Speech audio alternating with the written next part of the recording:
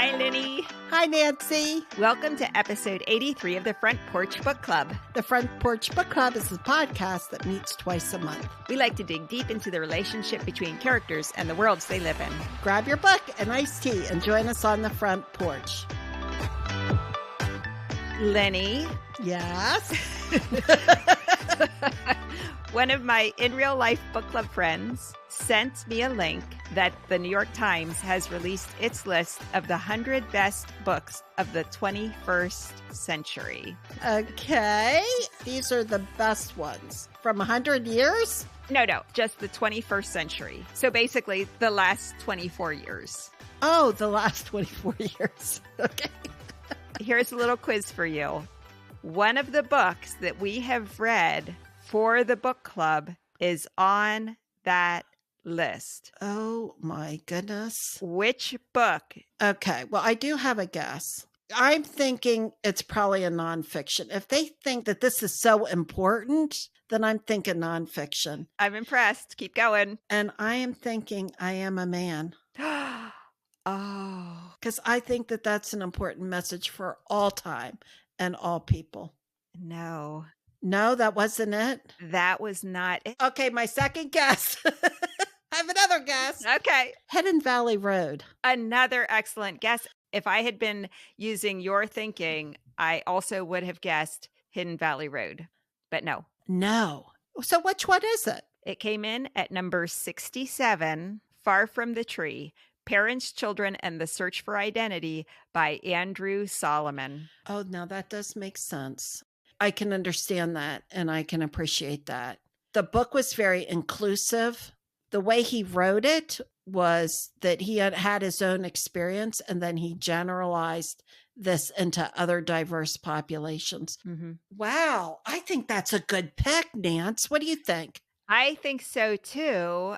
I'm surprised though that, for instance, Hidden Valley Road not on the list, especially when you think of nonfiction. I mean, that exploration of schizophrenia and the different therapies to try to address that. I thought that also was fascinating, and I'm surprised that was not on the list. Okay. We did. And I will say, I looked through the entire list and I've read 16 of the books. Well, you're well read. Soon, we're going to talk about the other list that the New York Times released. And this is the readers' list of 100 best books of the 21st century. And it diverges somewhat from this critics' list. And it has some relevance to a book we will be reading in the future, and also books we have read in the past. So there's a little teaser for you. Ooh. When are we going to find out the answers? We're going to find out the answers the first episode in September. Ooh, okay. I won't Google it. I'm just going to try to think from my perspective. And I will tell you, we have more than one book that is on the readers list. Well, that'll give me something to think about. I like it. Mm-hmm. Okay. Well, today we're going to talk about the Thursday Murder Club. Yes. This is a fun book. This is written by Richard Osman. It was a New York Times bestseller book. It is the first in a series, which I was happy to find out about, that takes readers to a peaceful retirement village in England, where four unlikely friends meet weekly in the jigsaw room to discuss old, unsolved crimes. They call themselves the Thursday Murder Club, which is fantastic. But then crime happens. Uh-oh. The local developer is found dead.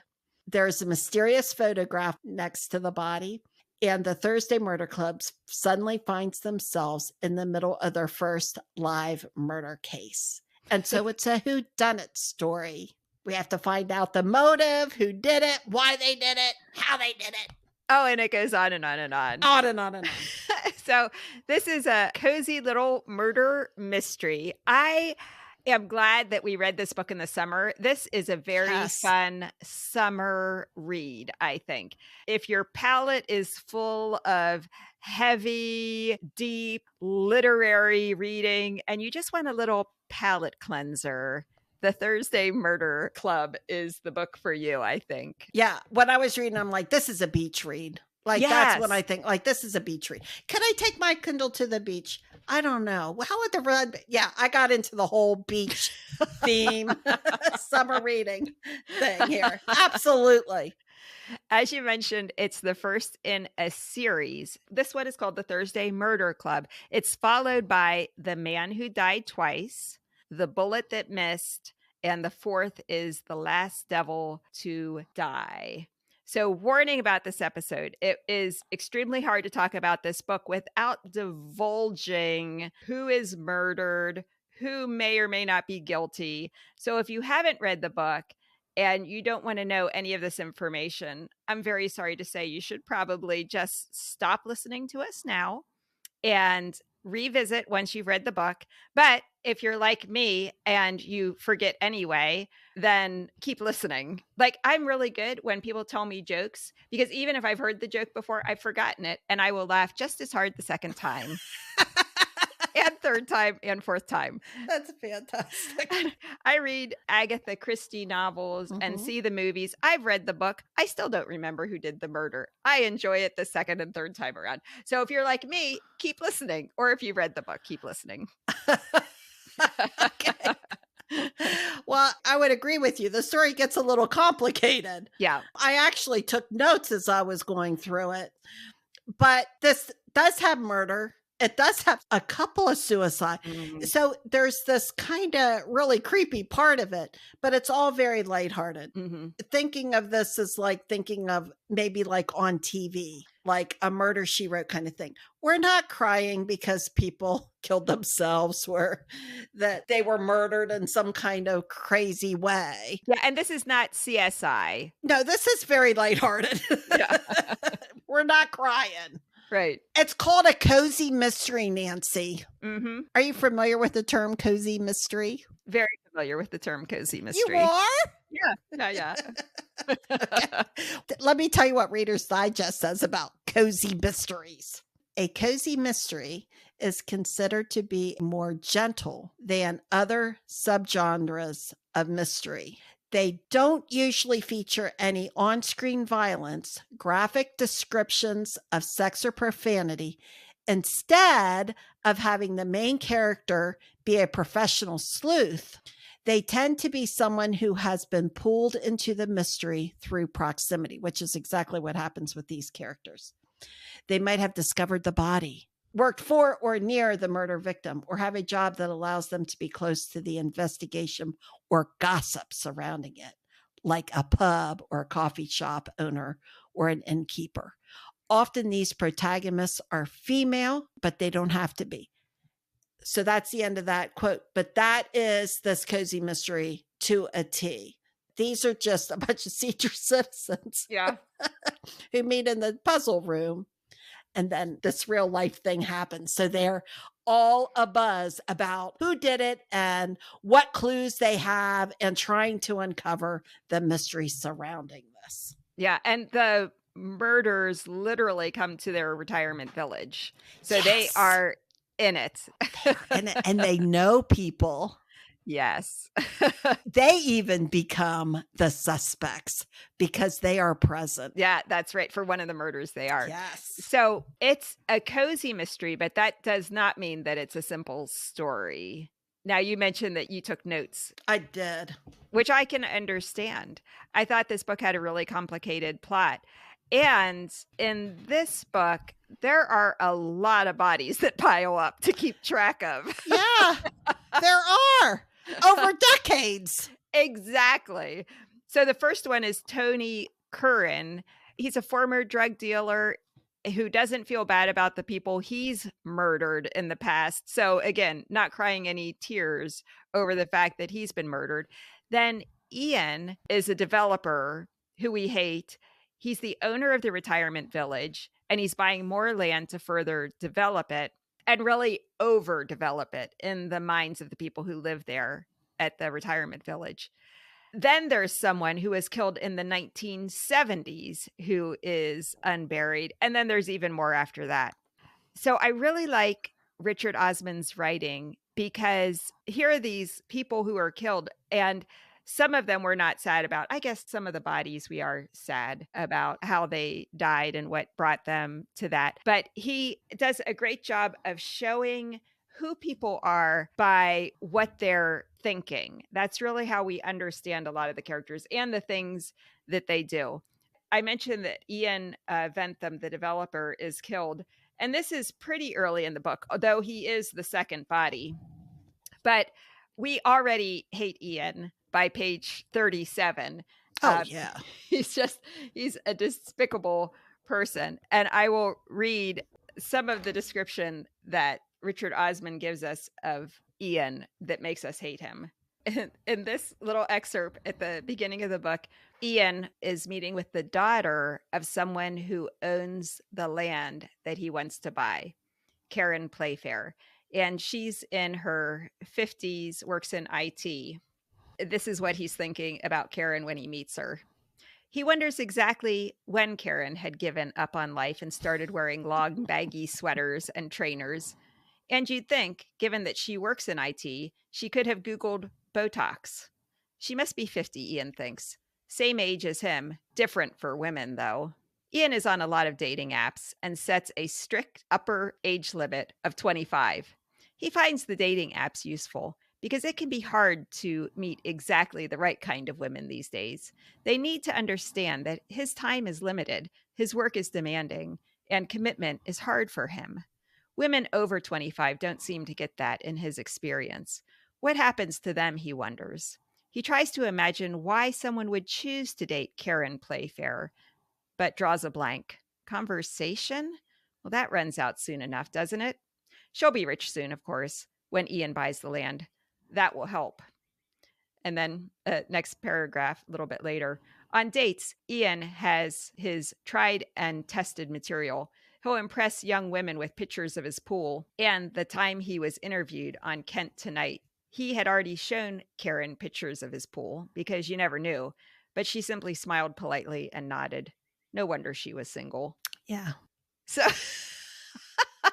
and then we find out later he's married. A lot not to like right from the get-go. Yep. Yeah.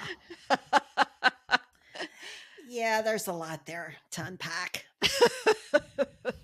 I was kind of sorry he wasn't the first to go. I said, okay, who's going to take him out?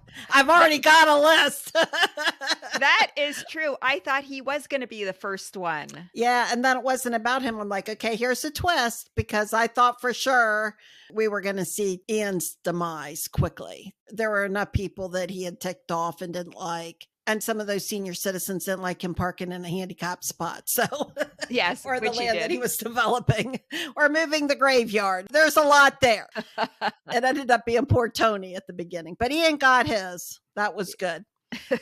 It's a little bit complicated. Did you find it complicated, or is it just me? There really aren't too many books that I'm reading that I stop and say, wait a second, who was that? When was that character first introduced, and what was that character's background, and what was their connection to so-and-so, and Okay. why was that piece of evidence there?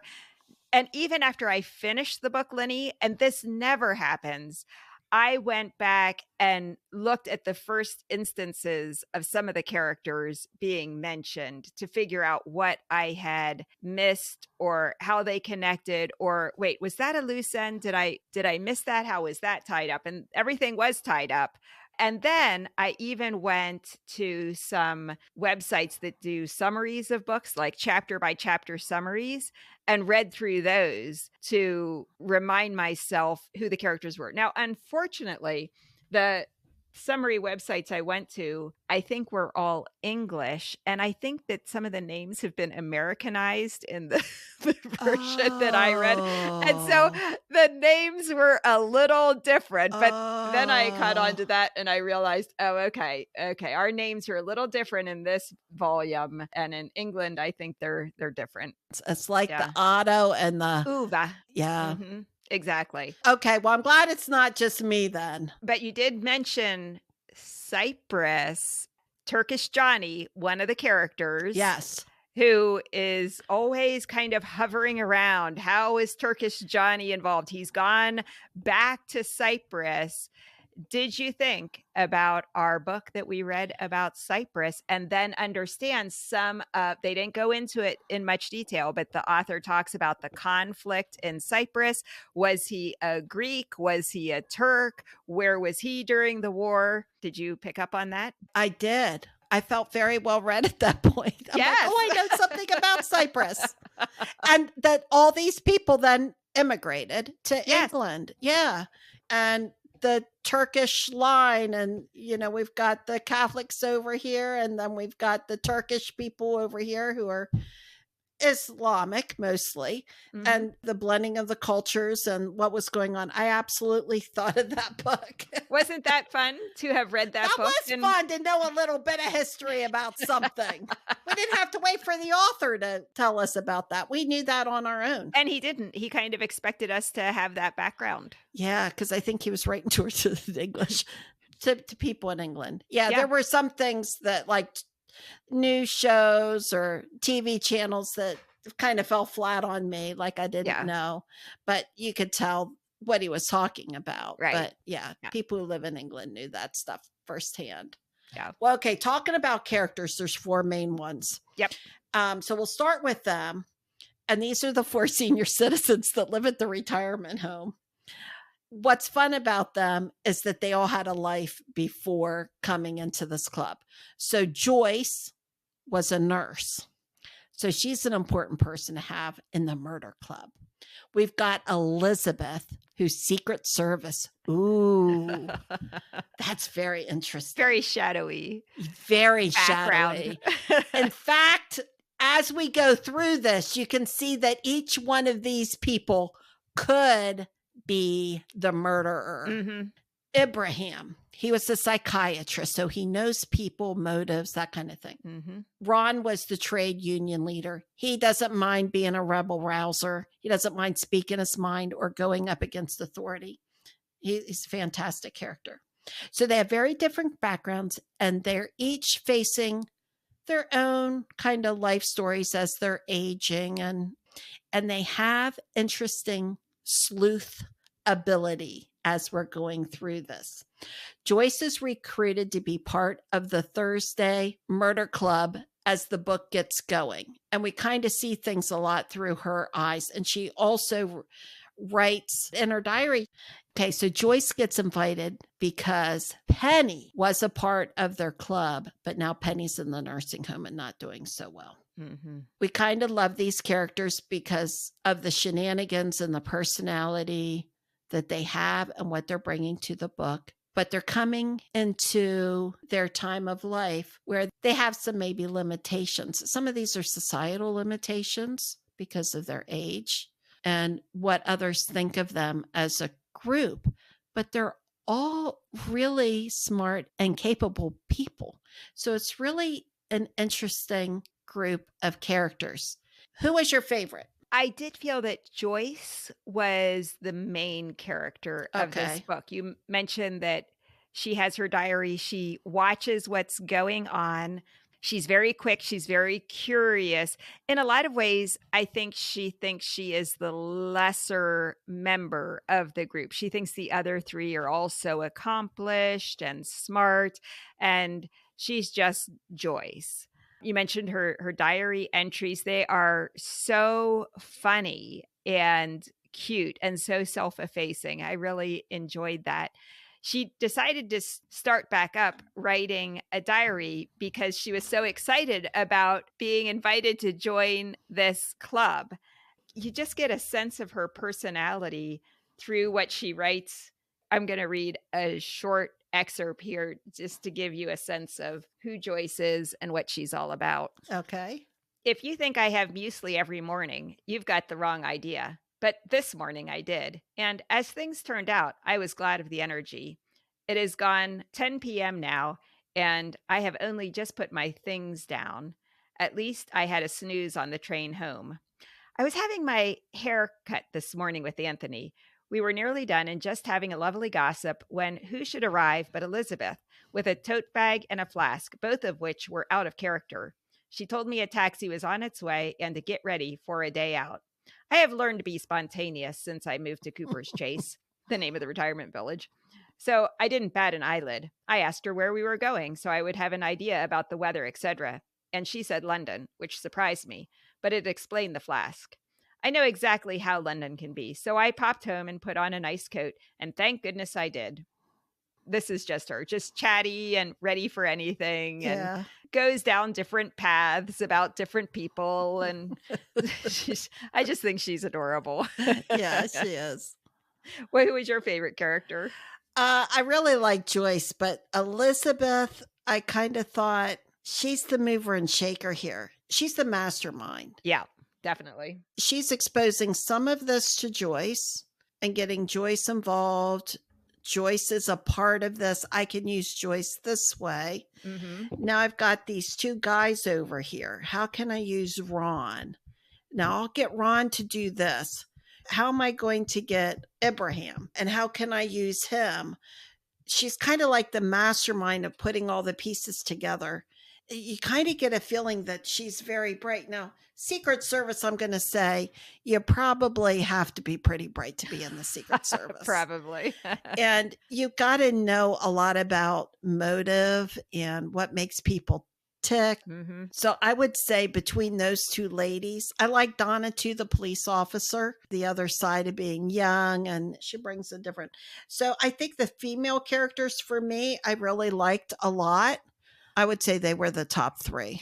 I was wondering, since there are 3 more books in this series, if each of the members of the Thursday Murder Club are the lead character in each of the 4 books. Yeah, I wonder too. That would be fun to see their characters continue on their journeys. Yeah, because we don't really learn a whole lot about Ibrahim, for example. He is mostly in the background in this book, but we get little clues that there's a lot more to him than we're really exposed to in this book. Absolutely. So you mentioned Donna. The other 2 characters, in fact, that we get to know pretty well are Donna and Chris. Donna's a female cop trying to make a name for herself in this new sleepy police department that she's joined after moving from South London. So she has a lot of experience with crime and investigations, but she's a woman. And so she's battling a lot of sexism in this little town. And they mostly just expect her to make coffee. Mm-hmm. It's actually through Elizabeth's intervention that Donna gets put on the murder investigations. Donna's left London after breaking up with her boyfriend. At night, she's stalking her ex on social media. There's like a lot going on in Donna's life too. And then her supervisor, Chris, he's very unhappy. He's single. He's overweight. He eats poorly. He is a very funny character, though. His internal monologue is very funny, always coming up with excuses for why his life isn't what he wants it to be, and all the reasons that maybe tomorrow he'll start trying to, to change or Monday, it. Or maybe Monday. There's Monday. Because that's a new week. Right. Yeah. Why start tomorrow? Right. So these 2 police professionals are kind of a foil for the Thursday Murder Club, but they're also friends, sort of. They kind of are developing this trusting relationship. I thought it was funny. You mentioned the aging part, that they do use their aging and the stereotypes about aging to get their way sometime. So the first time Chris, the police officer, meets Ron, who is formerly a very well-known labor organizer, Ron really pretends to be pretty senile. Chris is asking him questions. Ron can't really understand. Abraham kind of has to translate for him. Ron doesn't know. He doesn't remember. Just confused about the whole thing. The next time that Chris meets Ron is his normal self, and he's like, wow, he seems like he's so much better. But it confuses. Chris never really figures out that he's been played. Maybe it's the medicine. Right. Maybe it's... Don't know. Yeah, I don't know. We don't know. There's one point in the book where Chris is like, okay, what you guys have been doing in terms of collecting evidence is illegal. and I could have you arrested right now. And this is no joke. You guys have to realize that this is serious. What Elizabeth says is, yeah, you arrest us, and then we're going to appear before the judge, and we're going to sit there on the stand, and we're going to say, now, are you my nephew? And what am I here for? And, she's saying, we will play it to the hilt. And so Chris Yep. just loses, loses all enthusiasm for this For idea that, arresting these right, older. or at least using it as a threat, because he knows Elizabeth will absolutely sit there on the stand and just like be confused and not understand. Even with that, I don't think he realized that Ron was playing No, him. no, he never figures out that he's been played. And it was all their coy to get Donna on board. Because when we like Right. Donna, she comes here and talks to us about security. Right. And we like her. Maybe if she came, I could remember. Yeah. She was really, really nice to us. I think I'll feel better if I talk to Donna. Bring Donna Right. back, and then I'll talk. This is just confusing talking to you. This is just a lot. It's all a part of Elizabeth's plan. It's That's pretty funny. I think I'm going to take some notes so that, okay, I am old enough to live in a senior citizen center now at 62, I think. Probably some, yeah. So I think that I can use this to my advantage. I have heard, and maybe I have gone there before, about using some ageism in my pickleball. I can't remember the score. Oh, must be my age. I used to be able to run like that. Well, take notes because these four have figured it out. That's for sure. Yeah, they use it to their advantage. They're all fun that way. They are. But there is a whiff of actual death and dying throughout the book, too. Just the realization they are all coming to the end of their lives. They really aren't as maybe sharp as they used to be. They certainly don't have the power they used to wield, some of them. Right. Some of them have spouses who have died or who are ailing. They certainly all have friends that they lose. There is one passage I thought Osmond captured the poignancy of that near the end of the book. Elizabeth walks out into the cold evening air, not turning back now. The sky is getting darker earlier, and the scarves are coming out of the wardrobes. Summer is still keeping a lid on autumn, but it won't be long. How many more autumns for Elizabeth? How many more years of slipping on a pair of comfortable boots and walking through the leaves? One day, spring will come without her. The daffodils will always come up by the lake, but you won't always be there to see them. So it goes. Enjoy them while you can. There's enough of those moments in the book, I think, to keep you grounded. Yeah. Like the death of your spouse and the theme of what is good living and what isn't good living. Yes. Do people have a right to die the way they want to? Right. There's a lot of serious themes. The whole suicide thing to me was interesting, a little heavy, than the murder, because the one gentleman does take the life of his beloved wife. Yeah. And is that wrong or is that right? Mm-hmm. The seniors know who is a murderer and they don't turn him in. Mm-hmm. The guy just continues to play chess with him, go, yeah, well, why'd you do it? And like it is nothing. Yeah. And, oh, okay, well, that kind of explains that. All right. So are you going to move your pawn? So they have their own sense of perspective, I think, of life and what is important and what isn't. Elizabeth knows that the gentleman is going to kill himself that night, and she doesn't stop him. She allows him to terminate his life the way he wants to. Mm-hmm. So you gain a different perspective. This author isn't necessarily old. I looked him up. Mm-hmm. He's not an older person writing this book with a different perspective. I appreciated that about this book, is that these seniors were living by their own rules in a lot of ways. They lied if they wanted to.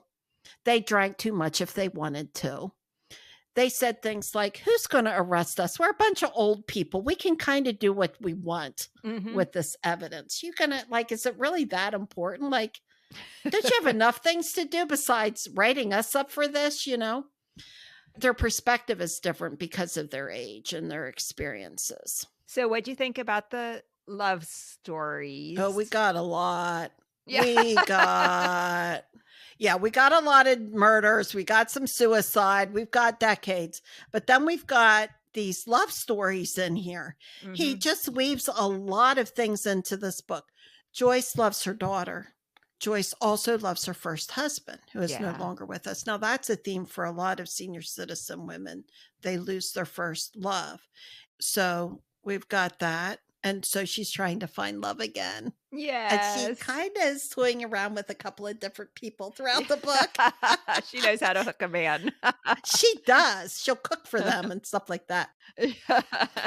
Elizabeth loves her friend Penny. Penny loves John, her husband. We have not talked about Father Mackey at all. Now, Father Mackey was not only a suspect for me, but I really liked him too. He has a whole love story about a young lady that he met when he was a young father Mhm. and she became pregnant. There's a whole story there and how he copes with that.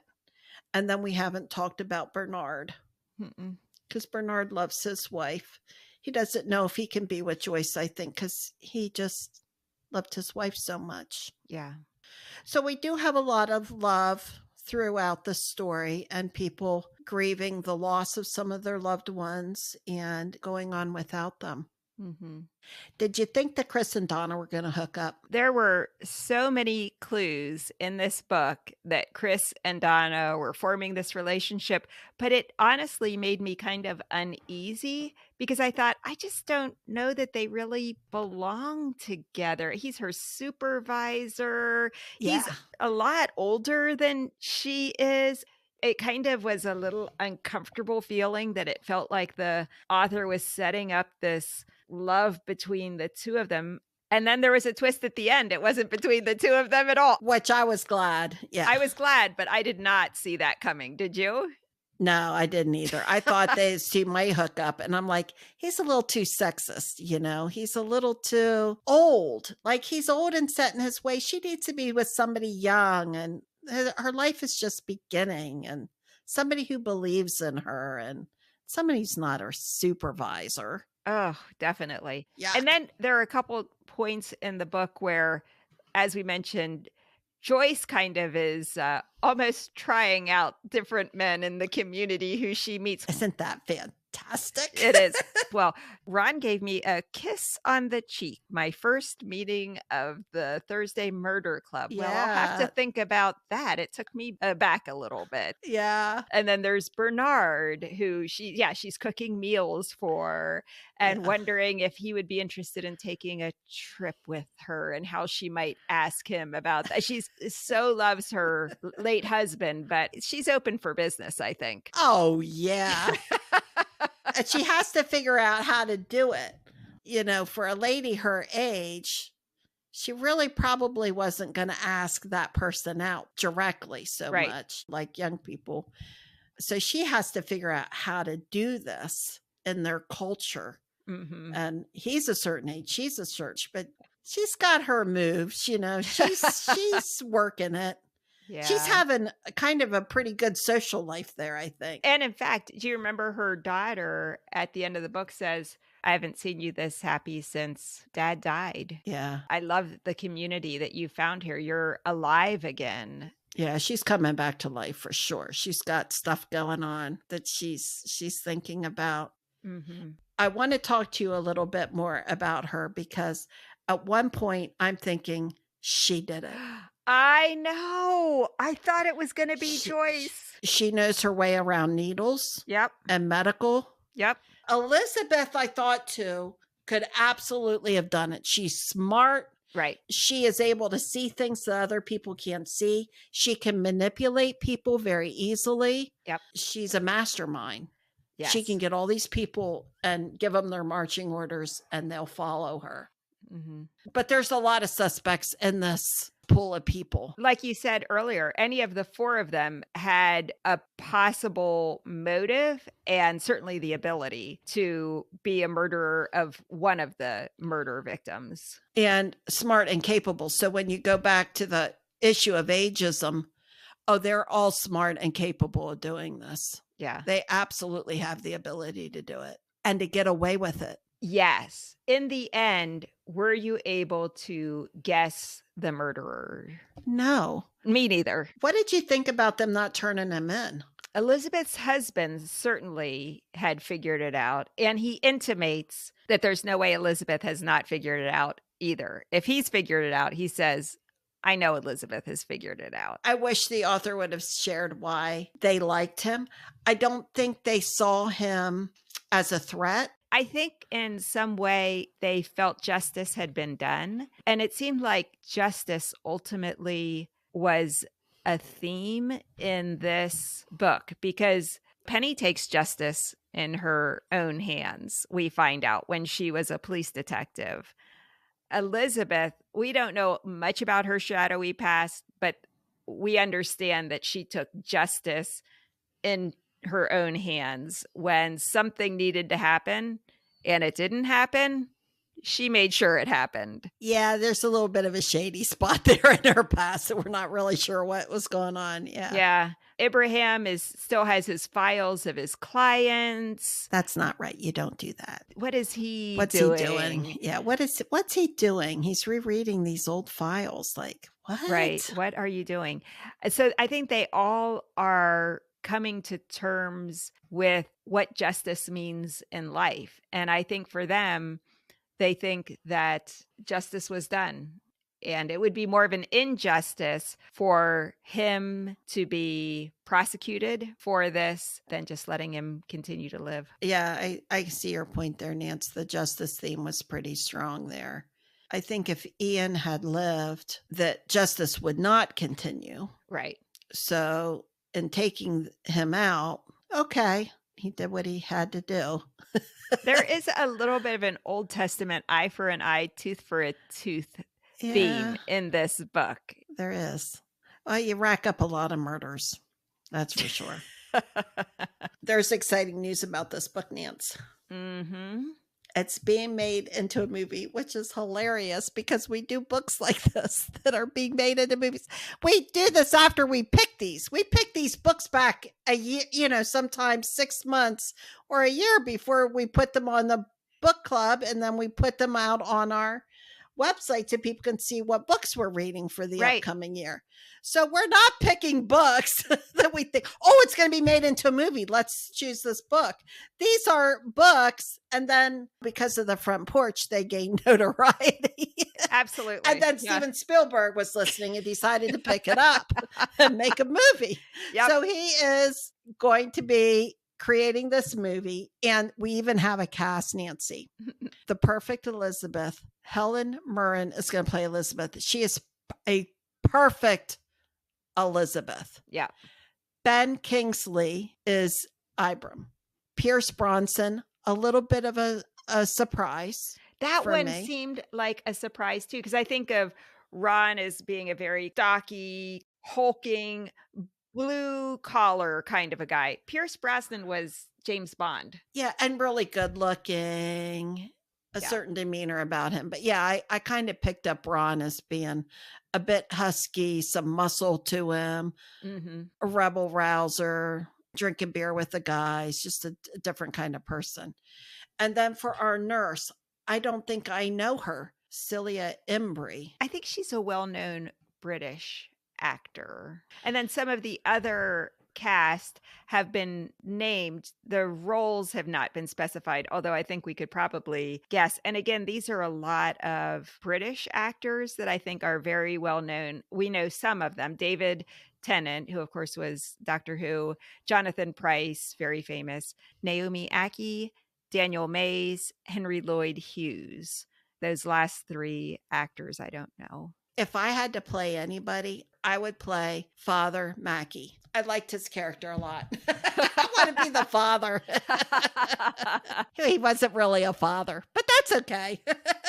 Elizabeth continued to call him father. Right. If that's how you see yourself, we'll just continue. Exactly. We'll go with it. No problems. We'll take full advantage as well. We can use that. No, exactly. We can use that. We can use that. You're my kind of people. So that was a fun book, Nance. I'm glad that we chose that. It was a fun one to do. I'm glad you liked it. Would you be interested in reading the other books in the series? Has this hooked you enough that you want to continue on with these characters? You know what? I'm going to the beach in a couple weeks. Yes. So I might. However, we're going to be doing a kind of lengthy book next month. So I'm going to have to start reading that. That's true. But for our very next podcast on our Murder Club book here, we're welcoming Dr. Karen Rogenkamp. Karen is a professor of literature and languages and an interim dean, Honors College at Texas A&M University, Commerce. She's written and taught about crime fiction and American literary culture. So she should understand this book on a different level than you and I. And I'm looking forward to meeting with her and talking to her about the book. I have to tell you a funny story. I contacted her just based on her research and writing, invited her to join us on the Front Porch. She responded enthusiastically, sounds like a lot of fun. And she said, oh, and by the way, I'm originally from a small town in Nebraska. What? And Oh, that that's is fun. not the first time that has happened, I have to say. Isn't that funny? We've got That is funny. my fellow statesmen all over doing interesting things, and they pop up every once in a while. That's fun. Oh, my Yeah. goodness. Well, I look forward to talking with her. Yeah, me too.